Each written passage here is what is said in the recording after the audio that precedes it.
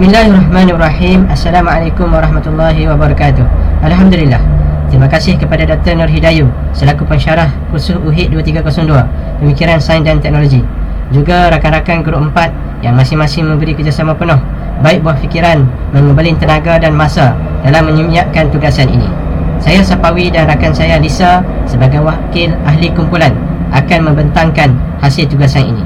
Ahli kumpulan kami yang lain ialah Syah Mustaqim, Fadilah, Farhana dan Nurul Aina.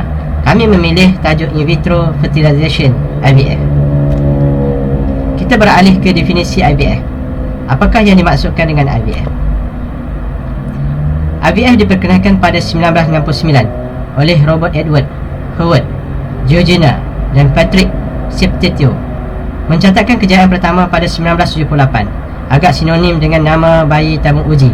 Dari segi istilah, in vitro bermaksud di luar badan, manakala fertilization ialah sperma telah memasuki telur. Maka IVF ialah penyatuan ovum isteri dan sperma suami dalam radas di makmal bagi membentuk embrio yang kemudiannya dimasukkan semula ke dalam rahim wanita untuk proses semula jadi seterusnya. Ianya merupakan rawatan kesuburan untuk wanita yang mengalami kesukaran untuk hamil dengan cara normal. Agama merupakan pegangan serta rujukan utama bagi setiap manusia. Mari kita lihat apakah pandangan Islam, Kristian dan Buddha mengenai perkara ini. Muzakarah Fatwa Majlis Kebangsaan bagi Hal Ehwal Agama Islam Malaysia kali ke-5 pada 16 hingga 17 November 1982 memutuskan IVF adalah sah sekiranya syarat-syarat yang digaris pandukan dipatuhi. Antara yang terpenting ialah sumber sperma dan ovum adalah dari suami isteri yang sah dan sama sekali tidak mengiktiraf penglibatan pihak ketiga dalam proses ini, sebagai contoh peminjaman sperma atau ovum dari lelaki atau wanita yang tiada ada hubungan pernikahan. Bagi Kristian pula, gereja England dan Methodist menyokong, manakala mengikut Katolik, Rom menolak proses ini.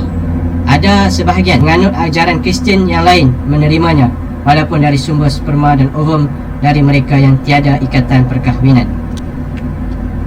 Buddha menyambut baik dan menganggap ianya merupakan tindakan penyayang serta tidak melanggar kod etika penganut agama ini.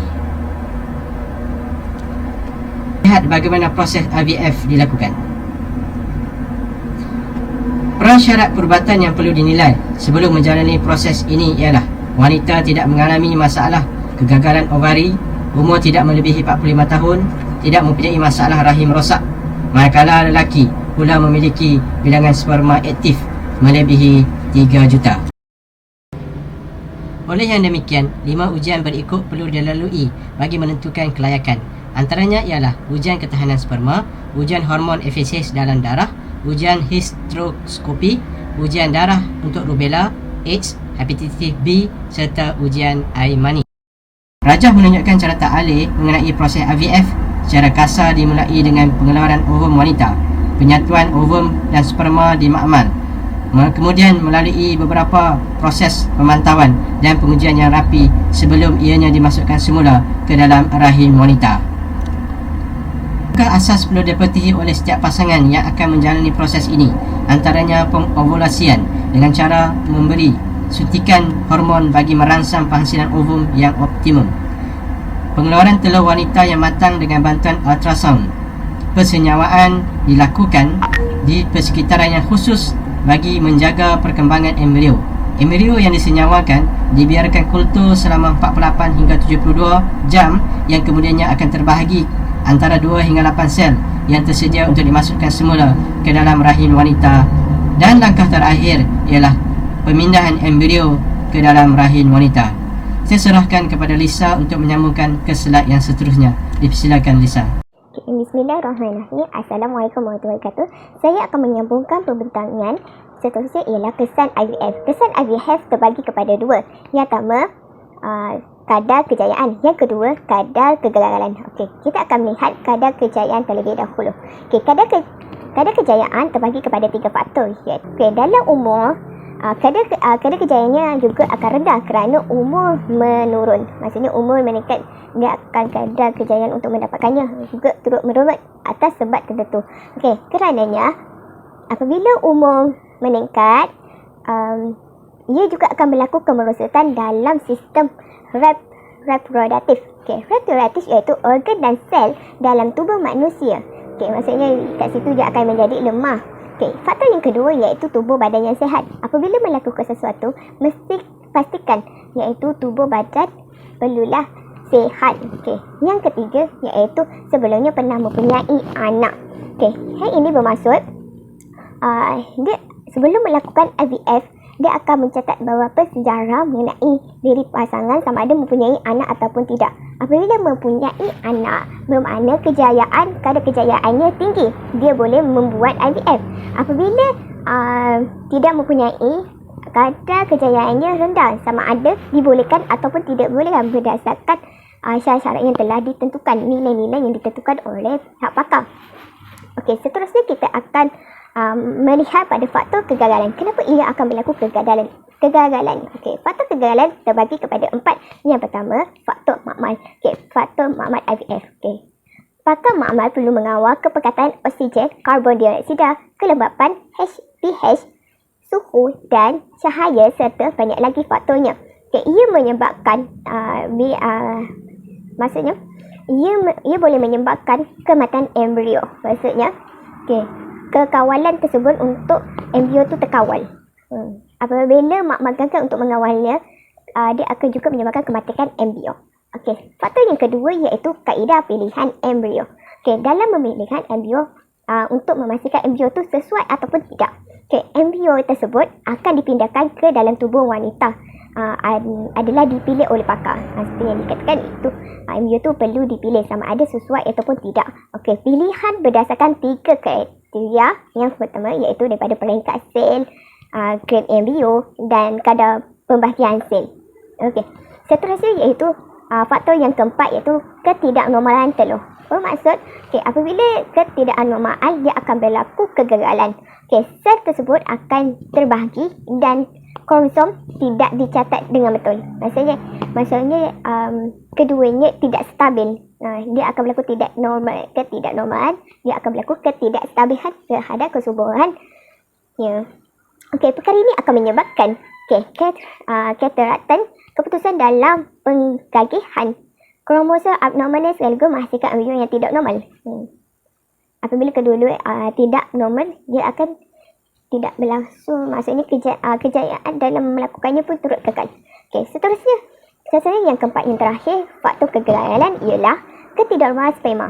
Jika sperma tidak formal, maksudnya tidak normal, tahap kromosom adalah lebih besar. Bermaksud sperma yang tidak normal akan menyebabkan kromosom yang kurang untuk mendapatkannya. Maksudnya sperma yang tidak sihat tidak boleh menyawakan telur. Dia tak boleh menjadikan zuriatnya. Seterusnya kita akan melihat kepada komplikasi IVF, iaitu kesannya. Iaitu dia akan berlaku kehamilan kembar. Maksudnya dia akan berlaku ada 2 zuriat di dalam kandungan. Yang kedua iaitu bayi peramatang dan kurang berat badan ketika lahir. Dia akan menyebabkan bayi tersebut kurang matang. Yang ketiga iaitu 15% hingga ke 25% berlakunya kadar keguguran. Ia turut berlaku komplikasi ketika prosedur pengambilan telur. Kerana prosedur pengambilan telur tu yang menyebabkan kadang kesan dia yang buruk kepada diri. Seterusnya iaitu 2 hingga 5% kadar kehamilan ektopik, iaitu bermaksud hamil di luar kandungan. Seterusnya iaitu kecacatan yang berpunca daripada faktor umur wanita. Seterusnya iaitu tekanan yang disebabkan kos perubatan. Memerlukan kos perubatan yang tinggi dalam melakukan IVF tersebut. Seterusnya saya terus kepada peranan teknologi IVF dalam kehidupan. Kita akan lihat apa peranan yang diberi peranan teknologi IVF kepada kehidupan. Yang pertama iaitu membantu pasangan yang menghadapi masalah mendapatkan suriat. Bermaksud kat situ pasangan yang tidak mempunyai zuriat juga akan mendapatkan zuriat dengan cara tersebut. Okey, yang kedua iaitu penyelesaian kepada masalah kesuburan. Okey, yang ketiga iaitu membantu pasangan jarak jauh untuk mendapatkan zuriat.